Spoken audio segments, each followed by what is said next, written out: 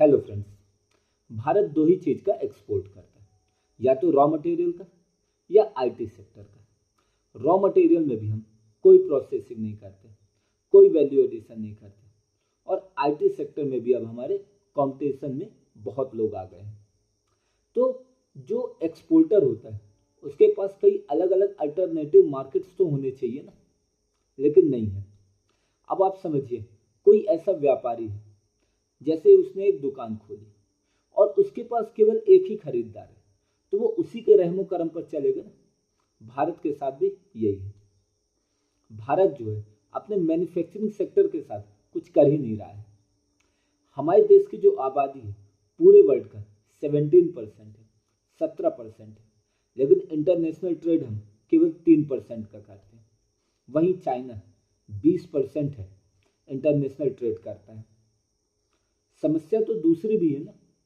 समस्या दूसरी क्या है कि भैया हमारे पास डॉलर कहाँ है, हमें डॉलर भी तो चाहिए। हम यानी हम अगर ऑयल परचेस कर रहे हैं, हमें ऑयल इंपोर्ट करना है, खरीदना है, तो हम कहाँ से करेंगे जब हमारे पास डॉलर ही नहीं रहेगा। यदि फॉरेन रिजर्व का क्राइसिस हो जाए तो फिर क्या प्रॉब्लम होगी।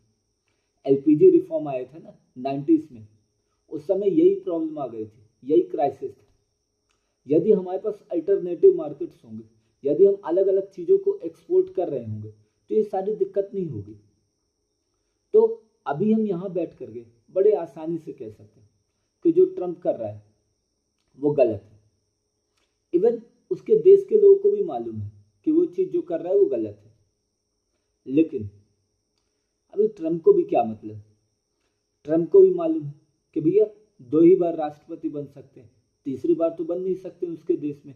तो दूसरा कार्यकाल चल ही रहा है और 1 साल बीत भी गए, केवल 3 साल उनको निकालना है। तो क्यों आखिरकार कुछ एक्स्ट्रा एफर्ट डालेंगे।